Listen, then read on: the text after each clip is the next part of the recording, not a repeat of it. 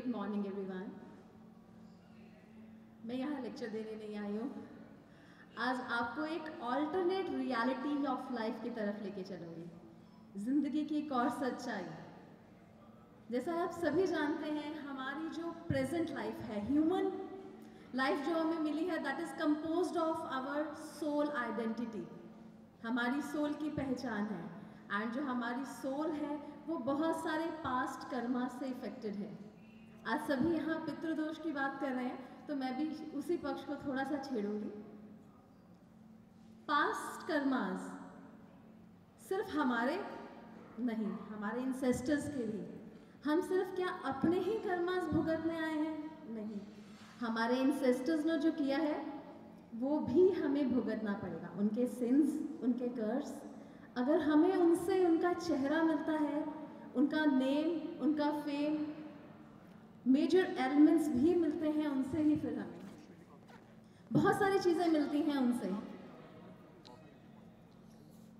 उनकी आदतें हम में होती हैं, और कई बार ये जनरेशन स्किप करके भी होता है। ज़रूरी नहीं है कि हमारी हरकतें, हमारी आदतें, हमारा चेहरा सिर्फ हमारे पेरेंट्स जैसा ही हो, हमारे दादा नाना जैसा भी हो सकता है, क्योंकि ये ग्रुप में ट्रेवल करती है। ये जो फैमिली है ना, ये ग्रुप में ट्रेवल करती है। कभी वही आपके दादा होंगे, हो सकता है वही आपके बच्चे हों, वही कजन्स हों, वही फ्रेंड्स हों, लेकिन ये ऐसे ही ग्रुप्स में ही रीबर्थ लेते रहेंगे।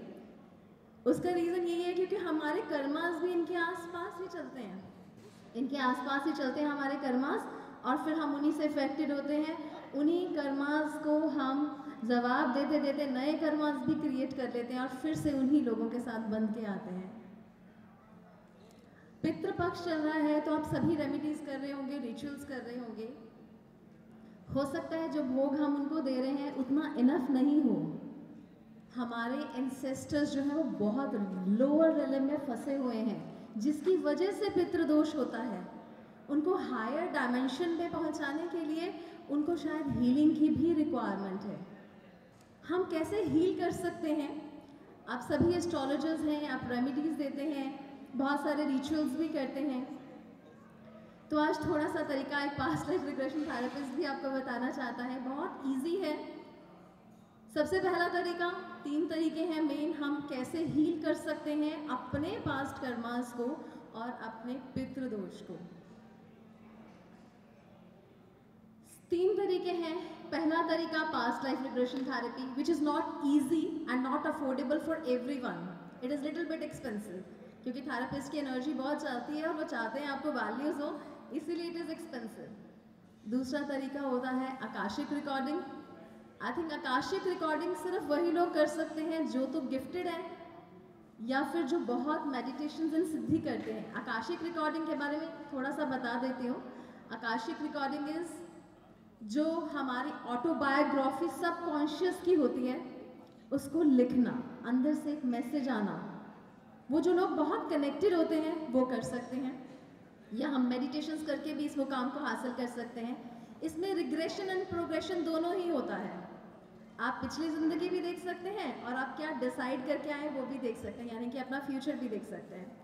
The third way is very easy, जो आप मैं आज सबको सिखाने वाली हूँ, that is family life tree. आप कैसे अपना फैमिली लाइफ ट्री बनाकर देख सकते हैं कि कौन से पैटर्न्स आपको परेशान कर रहे हैं। कई बार बहुत सारी चीज़ें ऐसी होती हैं जो फैमिली में ही रिपीट हो रही हैं और हम सफ़र कर रहे हैं। पितृदोष में भी ज़्यादा जाना जाता है। मोस्ट ऑफ द टाइम जो घर के बड़े बच्चे होते हैं ना, फर्स्ट बॉर्न चाइल्ड, वो सबसे ज़्यादा सफ़र करते हैं पितृदोष को। तो हम ऐसे 2 एग्जाम्पल्स मैं आपसे शेयर करूंगी जो मेरे क्लाइंट्स की ही हैं, कि कैसे कैसे हमने सिर्फ फैमिली ट्री बना के उनकी प्रॉब्लम्स को हील किया।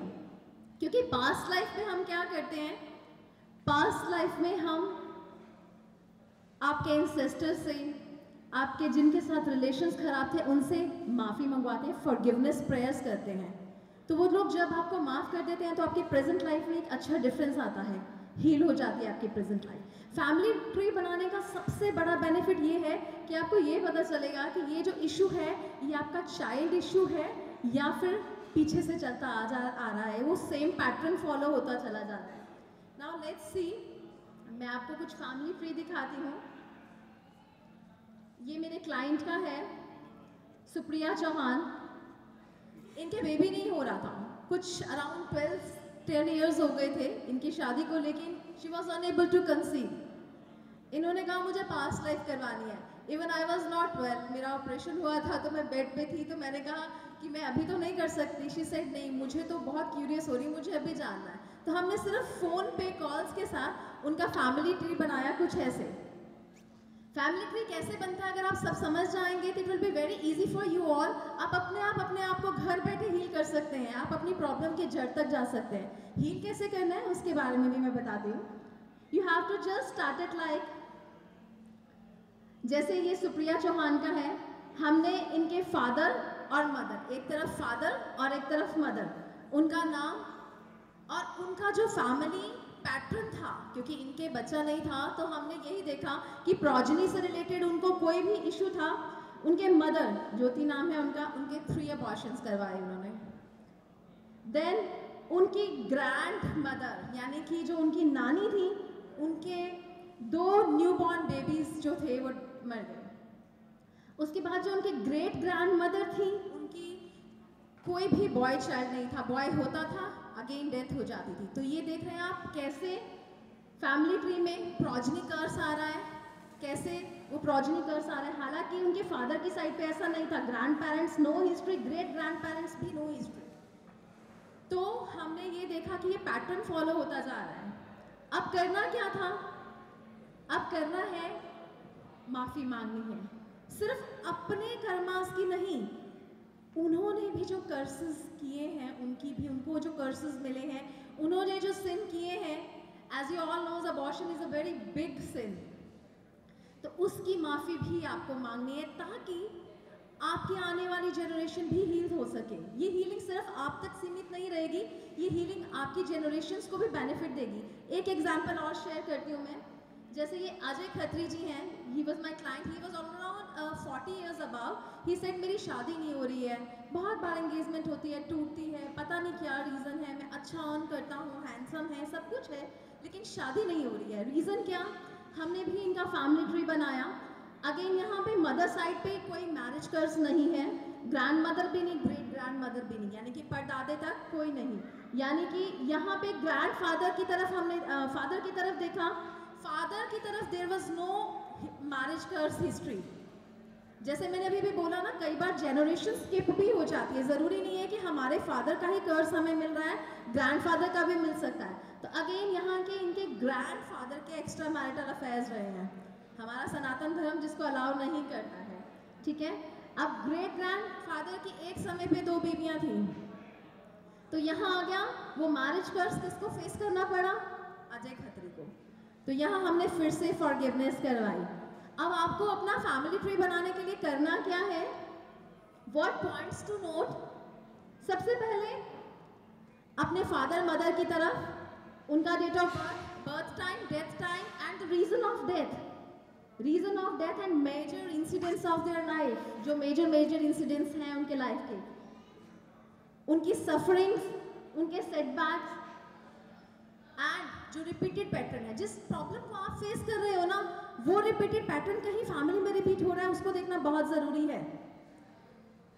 जैसा कि हमने यहाँ पे कुछ एग्जाम्पल्स दी हैं कि बहुत सारी प्रॉब्लम्स जो हैं हम जो फेस कर रहे हैं, वो बहुत सारे पर्टिकुलर काम करने की, कर्मा करने की वजह से होता है। आपने देखा बहुत इश्यूज आ रहे हैं आजकल, मैरिजेस नहीं चलती हैं, ऑटिस्टिक चाइल्ड पैदा हो रहे हैं, और बहुत मेहनत करने के बावजूद भी लोगों को सक्सेस नहीं मिल पा रहा। इनफैक्ट वही प्रोजनी इशू जो अभी हमने डिस्कस किया है, और भी बहुत मेजर इश्यूज, ऐसे इश्यूज अगर आपके क्लाइंट्स फेस कर रहे हैं तो ये टेक्निक ज़रूर आप ट्राई कर सकते हैं अपने लिए भी और अपने क्लाइंट्स के लिए भी। हमने ये कुछ बीमारियां यहाँ डिस्कस करी हैं, जैसे कोई लोग अपनी पावर का मिसयूज़ करते हैं तो एपिलेप्सी उनको सफ़र करनी पड़ती है। कुछ लोगों ने जिनको किसी को जख्म दिए हैं उनको खुद बॉयल सफ़र करने पड़ते हैं।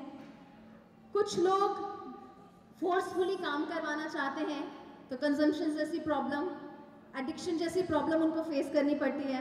ये सिर्फ हमने इसलिए दिए हैं, you can take a click if you want to know, और इनकी रेफरेंसेस भी हम बता देंगे कि कहाँ से ली गई हैं, क्योंकि एक्चुअली आपको यहाँ से ये पता चल जाएगा कि ये बंदा ये पर्टिकुलर इशू फेस कर रहा है तो उसका क्या कर्मा था, और कर्मा को हील करने के लिए उसको वो कर्मा रिपीट नहीं करना है.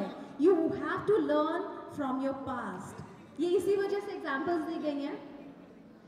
सर्वेंट्स जो चीटिंग करते हैं, बहाने बनाते हैं काम नहीं करने के, उनको बॉडी एक्स होती हैं.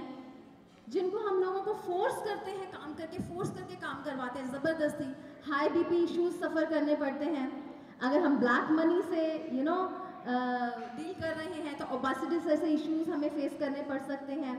ऐसे यहाँ पे 32 बीमारियों का हमने दिया गया है, जिनका जो हमने सोर्सेज जो यजुर्वेद से और ईशा उपनिषद से हमने लिए हैं. आप लोग फॉलो कर सकते हैं, आप पढ़ सकते हैं इन वेदास को, और यहाँ से क्लिक भी कर सकते हैं. और किसी को कुछ पर्टिकुलर बीमारियों या पर्टिकुलर कर्सेस के बारे में जानना चाहते हो तो आप लोग मुझसे लेक्चर के बाद भी कंटैक्ट कर सकते हो. I will tell you. So overall अब हम बात करना चाहते हैं कि हील कैसे करना है. सबसे पहला पॉइंट तो मिस्टेक्स रिपीट नहीं करनी है. पता चल गया कौन सी वजह से क्या सफ़र कर रहे हैं. दूसरा, forgiveness prayer. This is really important. हम पितृ दोष को हील करने के लिए फॉरगिवनेस प्रेयर्स करवाते हैं. माफ़ी मांगना या फिर हपोनोपोनो प्रेयर्स. जिनको नॉलेज है हपोनोपोनो प्रेयर्स की, they can do ho'oponopono prayers. Forgiveness prayers ही होती हैं वो, लेकिन माफ़ी मांगना और अपने बैड कर्मास को रिपीट नहीं करना. और अगर कोई पास्ट कर्मा आपसे अभी सफ़र कर रहे हो आप, तो आपको उसको रिवर्ट में रिवेंज नहीं लेना है, ब्लेस करना है, ताकि आगे फिर से ऐड ना करो. अपने कर्मास को अच्छा रखना है. बहुत इजी वे है, सुनने में लगता है सब कहेंगे हम ये करते हैं, लेकिन दिल से माफ़ी मांगना इज़ वेरी नेसेसरी. इसी से आपके एंसेस्टर्स हील होंगे. उनको भी रिलीज चाहिए उन ब्लॉकेजेस से. अगर वो वहाँ से ऊपर हायर एलम में जाएंगे तभी आपकी ब्लॉकेजेस भी खुल पाएंगी, तभी आपके काम भी आसान हो पाएंगे. सो एट द एंड मैं यही कहना चाहूँगी कि कोई ज़रूरत नहीं है लोगों के सामने इम्प्रेशन अच्छा करने की. इम्प्रेशन अच्छा करना है तो डिवाइन के सामने कीजिए. उसका सीसीटीवी कैमरा कभी ख़राब नहीं होता, वो हमेशा आपके ऊपर आंख गड़े हुए हैं. So if you want to make your good impression, make good impression in his eye. Thank you everyone.